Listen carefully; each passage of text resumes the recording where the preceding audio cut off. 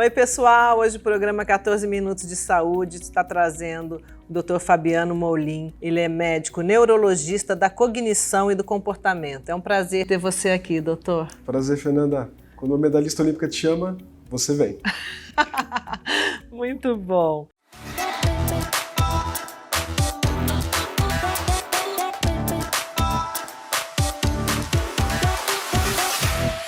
Você cuida da cabeça e do corpo, todas as doenças neurológicas e suas consequências. Quais as especialidades que envolvem a neurologia? Tem várias, né? Então a gente pode pensar das coisas mais simples como dor de cabeça, enxaqueca. Então tem médicos que podem se subespecializar na dor de cabeça. Crise convulsiva ou epilepsia. O AVC, né? Então se a gente lembrar do acidente vascular cerebral ou derrame. Tem especialidades relacionadas às doenças degenerativas como Alzheimer e Parkinson. Tem as doenças dos nervos periféricos dos músculos.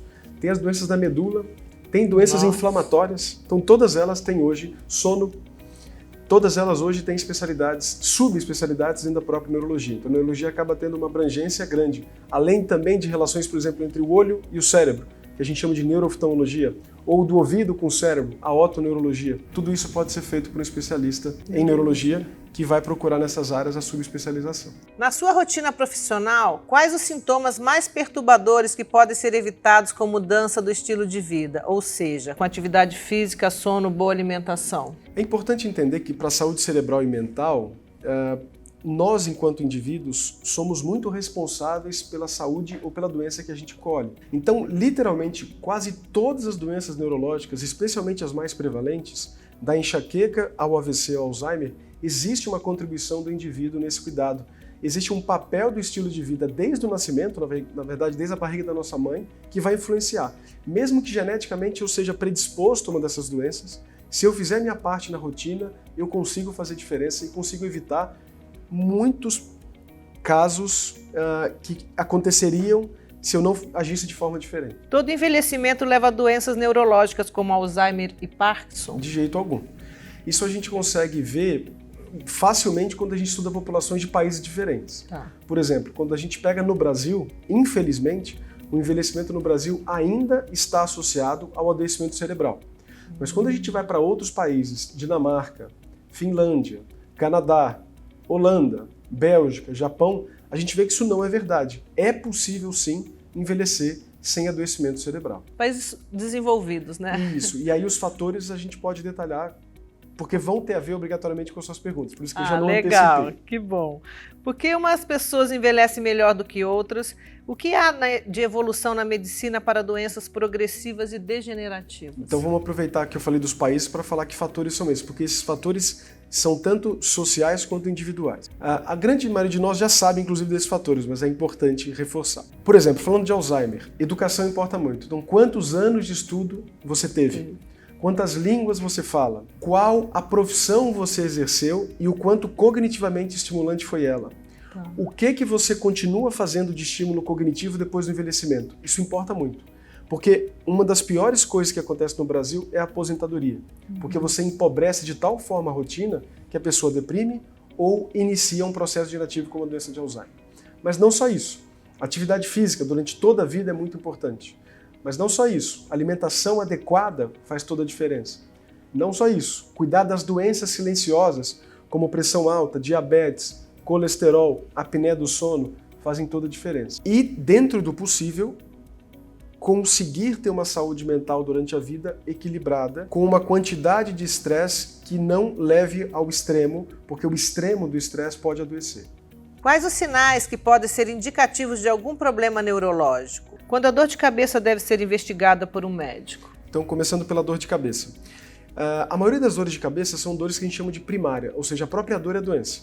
Basicamente, enxaqueca ou migrânia, a cefaleia tensional, que é aquela no final do dia que dói a cabeça como um todo. Essas dores, até pela frequência que a pessoa tem e porque ela percebe que só a dor, entre aspas, que acontece, a própria pessoa costuma saber que, entre aspas, não é tão grave. Isso não é tão verdade porque quem tem enxaqueca sabe que a enxaqueca não é só dor.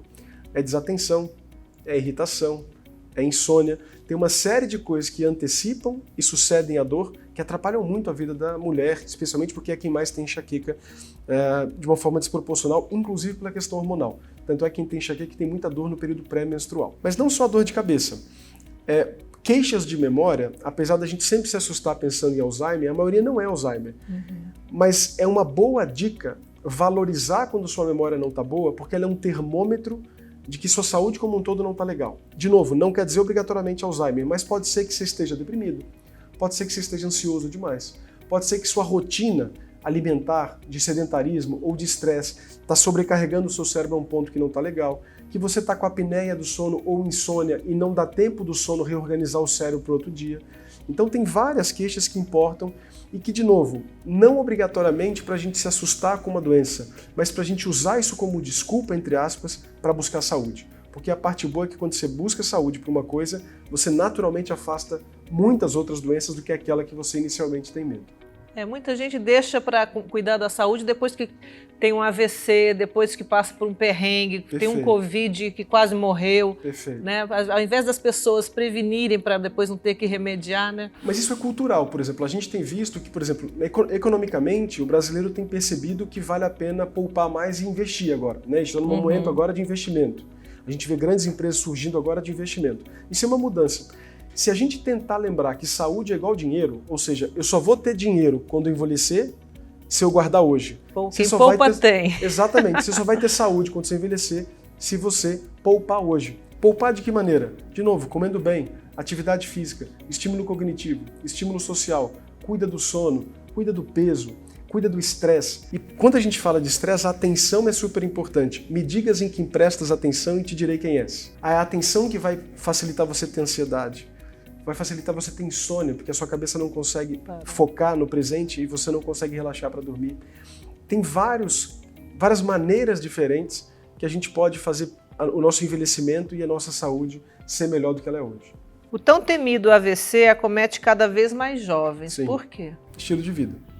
A gente sabe isso claramente com estudos de populações inteiras como países, por exemplo. Você pega países que tinham um estilo de vida, por exemplo, alimentação, baseado em alimentos integrais, frutas, verduras e pouca carne com pouco produto processado. E aí você compara décadas depois, quando essa alimentação mais americana, fast food, chega. Você aumenta de 10, 20, 30 vezes o número de pessoas com infarto do coração e AVC, acidente vascular cerebral, por conta dessas mudanças. Sedentarismo, estresse e alimentação. Qual a diferença entre AVC isquêmico e hemorrágico? Perfeito. Então, o acidente vascular cerebral, ele pode ser causado por um entupimento do vaso, que é o isquêmico, ou quando esse vaso rompe, que é o hemorrágico. Essa é a diferença. Entendi. Eu vivi do vôlei por muito tempo. Eu amo fazer esportes, doutor. Estou cada vez mais focada na saúde. Existem exercícios para o cérebro? Sim, e o principal é o físico. Olha que legal.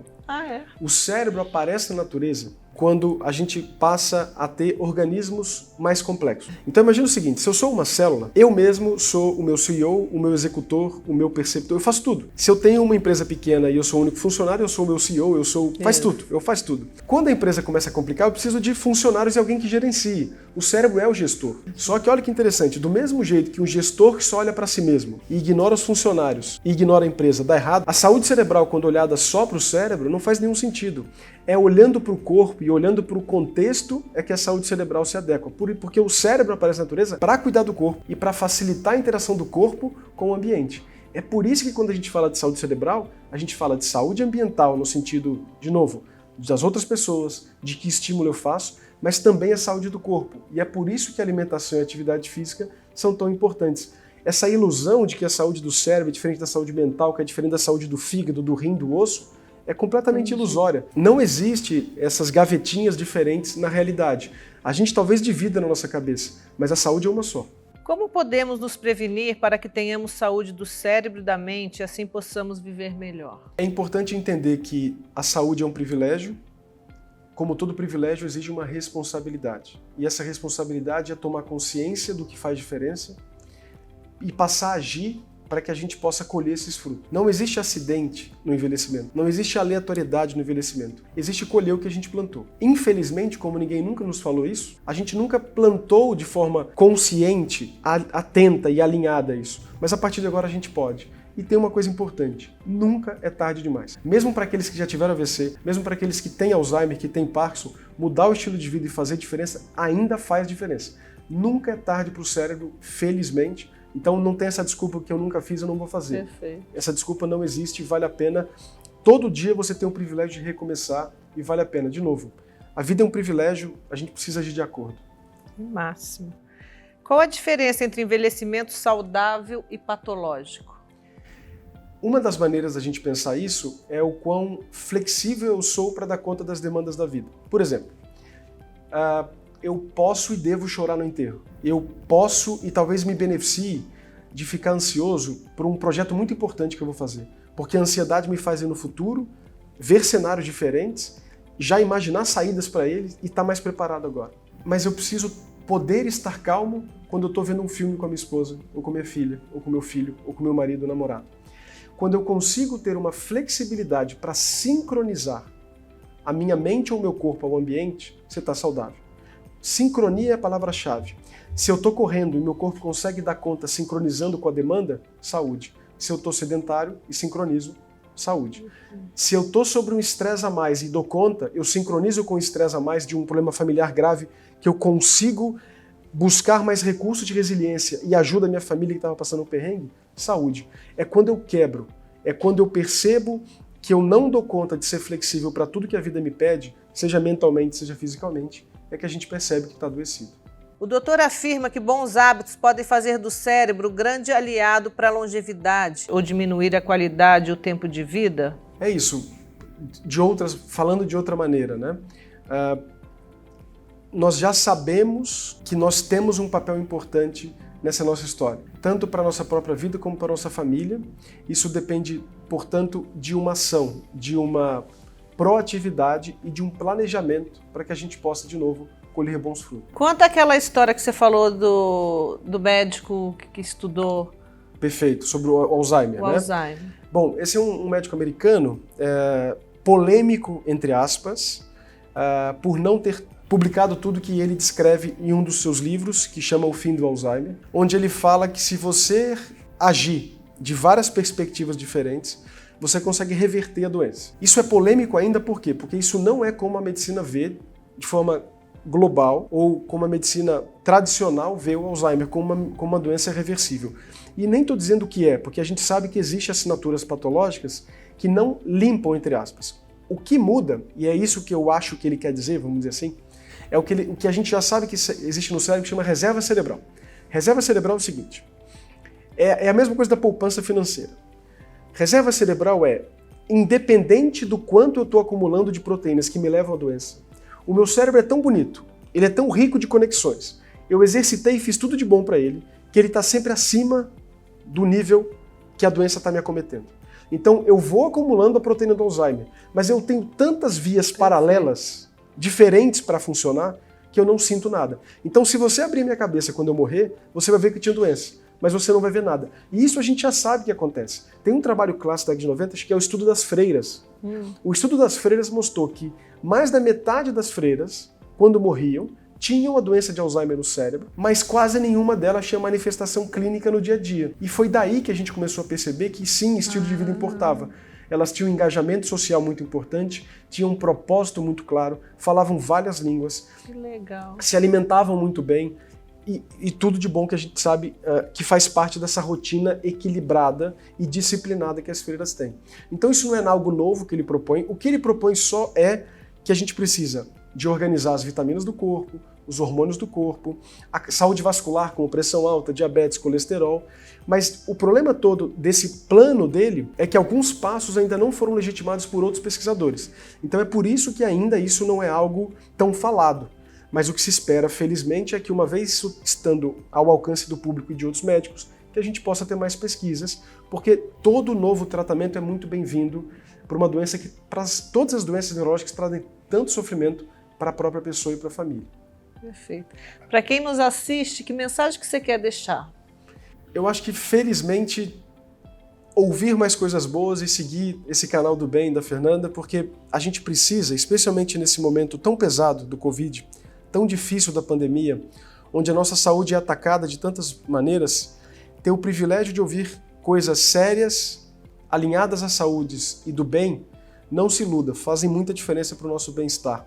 A nossa saúde mental também precisa que a gente plante bons pensamentos, boas ações, boas palavras, porque isso, felizmente, é retribuído com uma qualidade de vida boa para a gente e para todo mundo que se envolve nesse tipo de projeto. Então, a minha dica é: ouça menos notícias e fique mais no canal da Fernanda, que vale a pena. Adorei, doutor. Obrigada. Foi um prazer Foi um estar aqui prazer, com você. imagina. Obrigada.